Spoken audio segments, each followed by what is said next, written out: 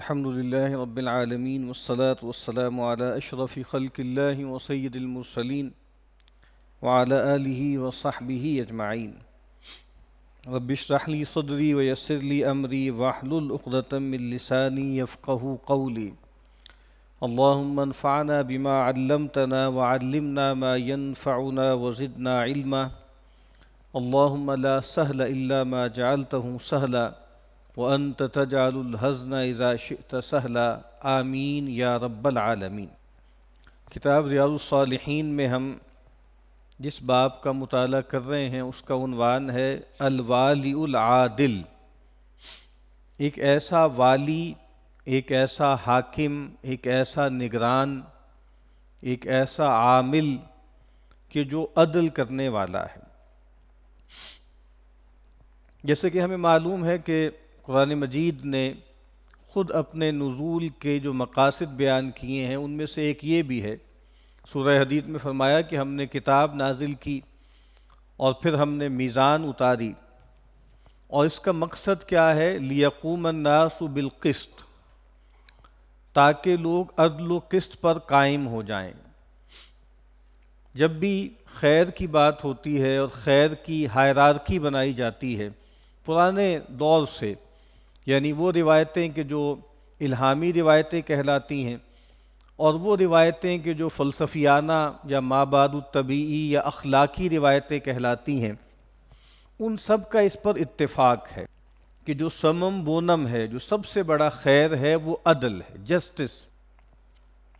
اور جسٹس صرف یہ نہیں ہے کہ انسان کہیں فیصلہ کرنے بیٹھے تو ٹھیک ٹھیک فیصلہ کرے، بلکہ انسان اپنے تمام رویوں میں، اپنے اقوال میں، افعال میں، احوال میں بالکل ٹھیک پوزیشن اختیار کرے، اعتدال کی راہ اختیار کرے۔ اب اعتدال کا لفظ بھی عدل ہی سے ہے، تو یہ گویا توازن، عدل، اعتدال، یہ سب سے بڑا خیر سمجھا جاتا ہے۔ خود نبی اکرم صلی اللہ علیہ وسلم نے فرمایا، قرآن مجید نے اس قول کو نقل کیا کہ وَأُمِرْتُ لِأَعْدِلَ بَيْنَكُمْ، مجھے حکم دیا گیا ہے کہ تمہارے درمیان عدل کروں۔ آج ہم جو مسلم سماج ہے اس کا جائزہ لیں تو جو سب سے زیادہ خوفناک بات ہمارے سامنے آتی ہے وہ یہی انحطاط ہے، خاص طور پر نظام انصاف کا، کہ عدل نہیں ہے، انصاف نہیں ہے۔ اور سیدنا علی رضی اللہ تعالی عنہ کی طرف ایک قول منسوب ہے جو بہت دہرایا جاتا ہے کہ سلطنت یا مملکت جو ہے وہ کفر سے تو چل سکتی ہے لیکن وہ ظلم کے ساتھ نہیں چل سکتی۔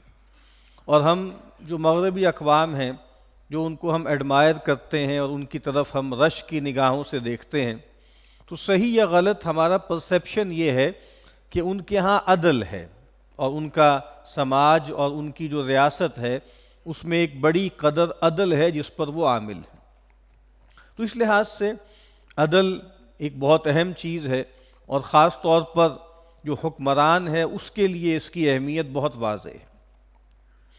سیدنا عوف ابن مالک رضی اللہ تعالی عنہ فرماتے ہیں کہ میں نے رسول اللہ صلی اللہ علیہ وسلم کو یہ فرماتے ہوئے سنا، خیار ائمتکم الذین تحبونہم ویحبونکم، تمہارے ائمہ میں سے یعنی تمہارے حکمرانوں میں سے سب سے بہترین وہ ہیں کہ جن سے تم محبت کرو اور وہ تم سے محبت کریں، وَتُصَلُّونَ عَلَيْهِمْ وَيُصَلُّونَ عَلَيْكُمْ، اور وہ تمہارے لیے رحمت کی دعائیں کریں، تم ان کے لیے رحمت کی دعائیں کرو اور وہ تمہارے لیے رحمت کی دعائیں کریں۔ یہ صلاۃ کا لفظ ہے نا، جو نبی اکرم صلی اللہ علیہ وسلم کے حوالے سے بھی آیا ہے کہ ان اللہ و ملائکتہ یصلون علی النبی یا ایھا الذین آمنوا صلوا علیہ وسلموا تسلیما۔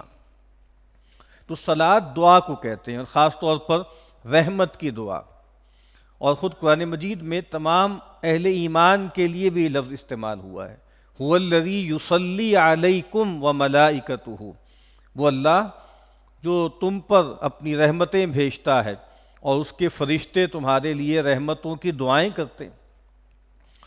تو کہا بہترین تمہارے حکمران وہ ہیں کہ تم ان کے لیے رحمت کی دعا کرو، رحمت کے طلبگار ہو، اور وہ تمہارے لیے رحمتیں اللہ سے مانگے۔ وَشِرَارُ أَئِمَّتِكُمْ الَّذِينَ تُبْغِضُونَهُمْ وَيُبْغِضُونَكُمْ، اور تمہارے بدترین حکمران وہ ہیں کہ تم ان سے بغض رکھو، نفرت رکھو، اور وہ تم سے نفرت رکھیں۔ وَتَلْعَنُونَهُمْ وَيَلْعَنُونَكُمْ، اور تم ان پر لعنت کرو اور وہ تم پر لعنت کریں۔ اب یہاں پہ آپ دیکھیں نا کہ دو بائنریز بنائی گئی ہیں۔ ایک بائنری ہے حب اور بغض، کہ سب سے بھلے حکمران کون ہے کہ تم ان سے محبت کرتے ہو، ایک جیسے بائیلیٹرل محبت کا تعلق ہے، اور دوسری اور بدترین کون ہے کہ تم ان سے نفرت کرتے ہو، وہ تم سے نفرت کرتے۔ اور پھر صلات کا اپوزٹ کیا ہے؟ لعنت۔ یعنی اصل میں تو لعنت اپوزٹ کس چیز کا ہے؟ رحمت کا۔ یعنی جب ہم کہتے ہیں کہ بھئی تم پر اللہ کی لعنت ہو، تو اس کا مطلب یہ ہے کہ ہم یہ کہہ رہے ہوتے ہیں کہ تم اللہ کی رحمت سے محروم ہو جاؤ۔ تو بہترین حکمران وہ ہیں کہ تم ان کے لیے اللہ سے رحمت طلب کرو، وہ تمہارے لیے اللہ سے رحمت طلب کریں، اور بدترین حکمران وہ ہیں کہ تم ان پر لعنت کرو، وہ تم پہ لعنت کریں۔ قلنا یا رسول اللہ، صحابہ کرام نے جب پیغمبر صلی اللہ علیہ وسلم کی یہ بات سنی تو انہوں نے عرض کی، اے اللہ کے رسول صلی اللہ علیہ وسلم، افلا ننابذہم، یعنی جو خاص طور پہ دوسری کیٹیگری آپ نے بتائی ہے نا، کہ ان کے اور ہمارے درمیان جو تعلق ہے وہ محبت کا نہیں ہے بلکہ بغض کا ہے، وہ رحمت کا نہیں ہے، شفقت کا نہیں ہے، بلکہ لعنت ملامت کا ہے، تو کیا ہم ان سے ان کی اطاعت سے اپنا ہاتھ کھینچ لیں؟ ہم جو ہے ان کی اطاعت چھوڑ دیں، ان کے خلاف بغاوت کر دیں؟ قال، آپ نے فرمایا، لا ما اقاموا فیکم الصلاۃ، کہا کہ نہیں، جب تک وہ تم میں نماز قائم رکھیں۔ پھر کہا لا ما اقاموا فیکم الصلاۃ، کہ نہیں، جب تک وہ تمہارے درمیان نماز کو قائم رکھیں۔ تو یہ ایک بہت اہم بات ہے، اور یہ وہ مسئلہ ہے کہ جس سے ہم سب دوچار ہیں، خاص طور پہ جو مسلم امت ہے وہ عام طور پر جو ان کے حکمران ہیں ان سے راضی نہیں ہیں، اور بہت کم حکمران ایسے ہیں کہ جو ان کے تحت رہنے والے لوگ ہیں ان کو رعایا کہہ لیں، ان کو شہری کہہ لیں ریاست کے، کہ وہ مطمئن ہوں۔ اور اسی لیے بہت سے ایسے لوگ ہیں کہ جن کے لیے اگر موقع ہوتا ہے تو وہ کسی مغربی، کسی یورپین یا نارتھ امریکن کسی ملک کا انتخاب کرتے ہیں رہائش کے لیے، اور وہ خیال کرتے ہیں کہ بھئی وہاں کی جو حکومت ہے، وہاں کی جو ریاست ہے، وہاں کے جو اسٹیٹ کا پوری مشینری ہے، وہ عوام کے حوالے سے گویا وہ عوام کی خیر خواہ ہیں۔ اور ٹھیک ہے، انٹرنیشنل ریلیشنز میں وہ مغربی اقوام بہت کچھ ظلم زیادتیاں بھی کرتی ہیں، بہت انہوں نے تاراج بھی کیا، امپیریلزم بھی ہے، کولونائزیشن بھی ہے، ابھی بھی ایکسپلائٹیشن کے ان کے مختلف طریقے ہیں، لیکن کم از کم وہ اپنے شہریوں کے ساتھ لائل ہیں اور وہ اپنے شہریوں کے حقوق کا خیال رکھتے ہیں۔ تو یہاں بھی نبی اکرم صلی اللہ علیہ وسلم بتا رہے ہیں، یعنی ایک تو حکمرانوں کو تلقین کر رہے ہیں کہ تمہیں چاہیے کہ تم بھلے حاکم بنو، اچھے حاکم بنو۔ اچھا حاکم کون ہوتا ہے؟ کہ جو لوگ اس کے ماتحت ہوتے ہیں ان سے اس کا تعلق محبت کا ہوتا ہے، مفاد کا نہیں ہوتا۔ ہمارے ہاں تو ہوتا یہ ہے کہ جو بھی پبلک آفس ہو، جو حکومتی عہدہ ہو، لوگ اس کو اپنے مفادات کے لیے استعمال کرتے ہیں۔ یعنی انسان کے بارے میں یہ بات کہی جاتی ہے، اور بالکل ٹھیک ہے، کہ انسان کو اگر آپ کھرچتے چلے جائیں تو آخر میں جو چیز رہ جاتی ہے وہ ذوق تعلق ہے، کہ ہم دنیا میں تعلقات میں بندھے ہوئے ہیں، اور تعلقات کی خوبی کیا ہوتی ہے کہ یہ بے لوث ہوں۔ اگر یہ تعلقات مفادات پر وابستہ ہو جائیں تو پھر ظاہری بات ہے کہ وہ تعلق بہت ہی گھٹیا اور پست ہوتا ہے کہ جو مفاد پر کھڑا ہو۔ اصل تعلق جو خیر خواہی کا ہوتا ہے وہ تو یہ ہوتا ہے کہ بھئی میں تمہارا خیر خواہ ہوں، میں تم سے لائل ہوں، اور مجھے تم سے بدلے میں کچھ نہیں چاہیے۔ یعنی جس کو کہا جاتا ہے نا کہ یونیلیٹرلی انسان لوگوں کے ساتھ خیر خواہی کا، بھلائی کا معاملہ کرے۔ تو یہاں پر فرمایا کہ حکمران اچھے کون ہیں؟ کہ وہ تم سے محبت رکھیں اور تم ان سے محبت رکھو، جیسے ہمارے حکمران رہے ہیں خلفائے راشدین میں بھی، بنو امیہ میں بھی، بنو عباس میں بھی، پھر سلطنت عثمانیہ میں بھی، اس کے بعد یہاں تک کہ بر صغیر میں جو حکمران رہے ہیں ان میں بھی ایسے بھلے لوگ آئے کہ وہ لوگوں کے محبوب ہوا کرتے تھے۔ تو کہا کہ سب سے بھلے لوگ وہ ہیں کہ تم ان سے محبت کرو، وہ تم سے محبت کریں۔ سب سے اچھے حکمران وہ ہیں کہ تم ان کے لیے رحمت کی دعائیں کرو اور وہ تمہارے لیے رحمت کی دعائیں کریں، یعنی تمہارا تعلق آپس میں یہ ہو کہ ہم سب اللہ کی رحمت پائیں۔ اور بدترین حکمران کون ہیں کہ تم ان سے بغض رکھو، وہ تم سے بغض رکھیں، اور تم ان پہ لعنت کرو، وہ تم پہ لعنت کریں۔ تو کبھی ایسا لگتا ہے کہ جیسے آج کے جو مسلم حکمران ہیں ان کا تذکرہ ہو رہا ہے، یعنی ایک گیپ پیدا ہو چکا ہے اسٹیٹ میں اور سوسائٹی میں، اور جو اسٹیٹ ہے سوسائٹی اس کے مقابل میں کھڑی ہو جاتی ہے بار بار، اور وہ اپنے حکمرانوں کے بارے میں سسپیشن کا شکار رہتے ہیں، اور ان کا خیال یہی ہے کہ ہمارے حکمرانوں کو ہم سے کوئی لینا دینا نہیں ہے، ان کا اصل مسئلہ ان کے مفادات ہیں، مال کمانا ہے، پاور کو جو ہے انجوائے کرنا ہے۔ ایک عام آدمی کی کیا ضرورتیں ہیں، اس کے کیا تقاضے ہیں، اس کے کیا مسائل ہیں، اس سے وہ غیر متعلق، اور گویا اپنے حکمرانوں پہ ہر وقت لعنت ملامت کرتے رہتے ہیں۔ اب جو سوال کیا گیا تھا وہ یہ تھا کہ کیا ہم اطاعت سے ہاتھ کھینچ لیں؟ جو ہم سے کہا گیا ہے نا کہ سمع و طاعت کرنی ہے، حکمران کی بات سننی بھی ہے، ماننی بھی ہے، جب تک کہ وہ کسی منکر کا حکم نہ دے۔ جب وہ کسی منکر کا، گناہ کا، برائی کا حکم دے گا تو پھر تو حکم کیا ہے کہ فلا سمع ولا طاعہ، نہ سنیں گے نہ مانیں گے۔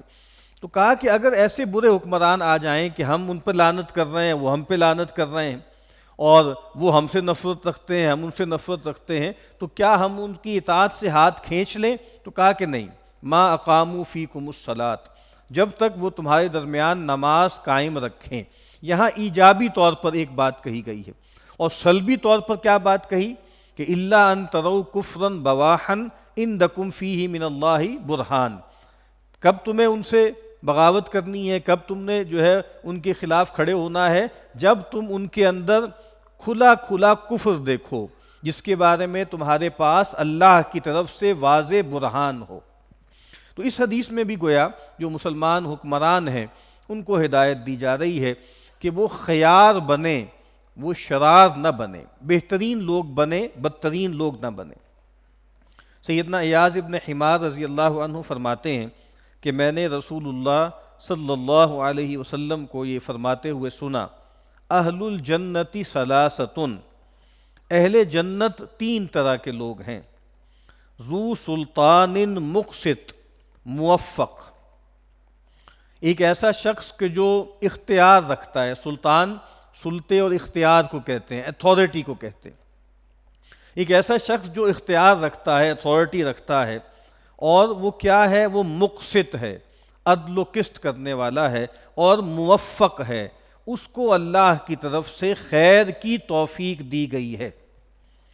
ایک تو یہ شخص ہے جس کو کہا کہ یہ جنتی آدمی ہے، دوسرا ورجل رحیم رقیق القلب لکل ذی قربا و مسلم، ایک ایسا شخص کہ جو رحمت کرنے والا ہے، جس کا دل نرم ہے، رقیق القلب ہے، اور یہ رقت اس کی تمام قرابت داروں کے لیے بھی ہے اور تمام مسلمانوں کے لیے ہے، یہ دوسرا شخص ہے۔ اور تیسرا شخص کون ہے جو جنتی ہے؟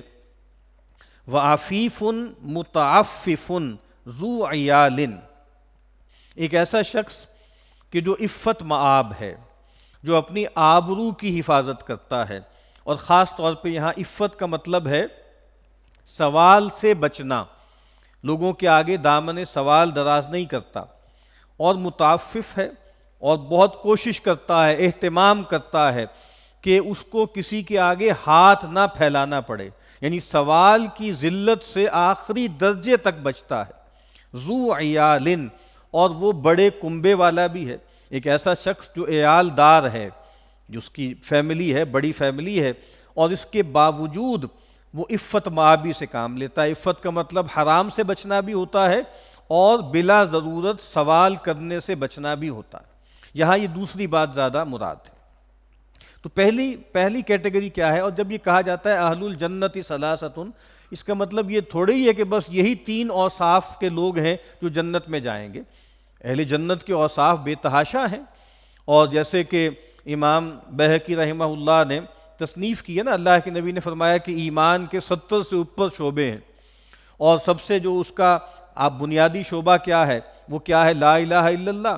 اور پھر آپ نے فرمایا کہ سب سے کم تر کیا ہے؟ رستے سے اذیت والی چیز کو ہٹا دینا، اور پھر فرمایا والحیاء شعب من الایمان، اور حیا بھی ایمان کی ایک شاخ ہے، ایک شعبہ ہے۔ تو جو ایمان کی شاخیں ہیں وہ اسی لیے امام بہقی نے ان تمام جو ہے وہ چیزوں کو، اوصاف کو متعین کرنے کی کوشش کی، اور پھر ان اوصاف کے تحت احادیث نقل کی، اور پھر ایک کتاب لکھی جس کو شعب الایمان کہتے ہیں۔ تو شعب الایمان اصل میں کیا ہے؟ شعب الایمان اصل میں آپ کہہ لیں کہ صراط الجنہ ہے، جنت کی راہیں ہیں۔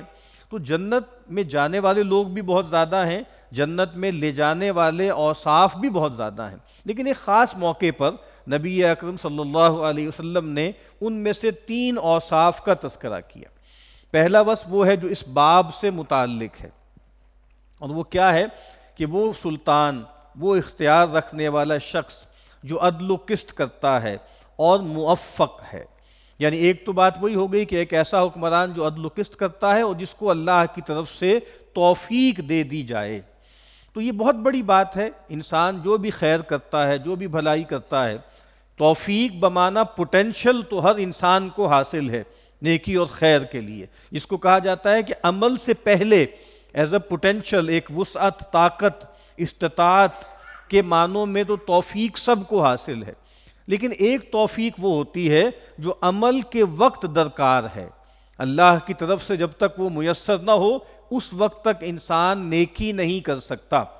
اسی لیے ہمارے ہاں ادب یہی ہے کہ جب کسی خیر کی بھلائی کا اللہ تعالیٰ ہمیں موقع دیتے ہیں تو ہم یہی کہتے ہیں کہ بھائی یہ اللہ کی توفیق سے ہوا ہے، ہم اس کو اپنی طرف منسوب نہیں کرتے بلکہ اللہ کی طرف منسوب کرتے ہیں۔ تو ایک ایسا سلطان، ایک ایسا حکمران کہ جو عدل و قسط کرنے والا ہے اور جو اللہ کی طرف سے توفیق یافتہ ہے، اور دوسرا وہ شخص کہ جو رحمت کرنے والا ہے، جس کا دل نرم ہے۔